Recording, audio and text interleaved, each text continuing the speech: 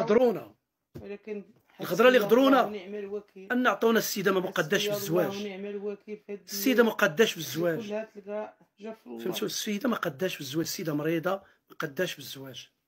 هذا هو اللي تهلكت فيه انا، وتنقول انني ظلموني، وان هاد الناس بحال اللي تنتكلم بحال شي نصب نصبوا عليا في شي تجاره، بحال شي تجاره ونصب عليك بنادم هكاك.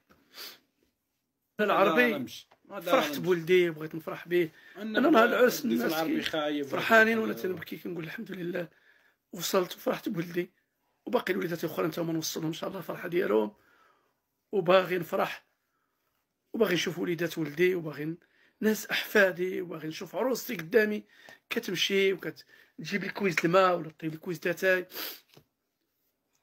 ولكن ما صدقش، شي كامل تضربنا في الزيرو، كلشي مشى لي في الزيرو كلشي.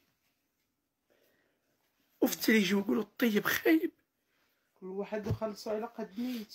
انا خسرت 10 المليون في عرسي على ولدي، باقي فيا الدين كيسال فيا الناس، ومع ذلك قلت نفرح بولدي. هذه هي الفرحه الاولى ديالي، باغي نفرح بولدي وباغي نوصل لولدي شي حوايج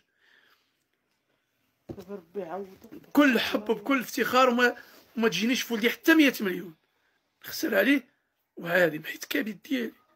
لكن يجي واحد اخر يقول لك نتوما ظلماء وظلمتوا على هذه العائله ودرتوا لها وصنعتوا لها، علاش ما تكونش تكون العائله ظلمونا وحطمونا وهلكونا في صحتنا وشردوا لولدي ما هو من مزوجين ما هو من مطلقين. في 3 شهور ونص كنا مطلقين وكنا في الهلاك وكنا في الدمار.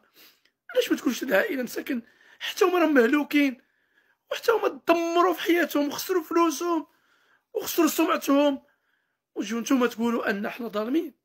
مش حشوم عليكم؟ هما اللي كتبوا لنا كاع، يمكن هما اللي كتبوا باش يستفزفونا ولا كيف تقولوا لها، يعني باش يخرجوا منا شي هضره حنا ونقولوا ديك الهضره. علاش؟ يقدروا هما اللي يكتبوا، هما اللي تيكتبوا. شكون اللي تيكتب لنا هادشي من غيرهم هما؟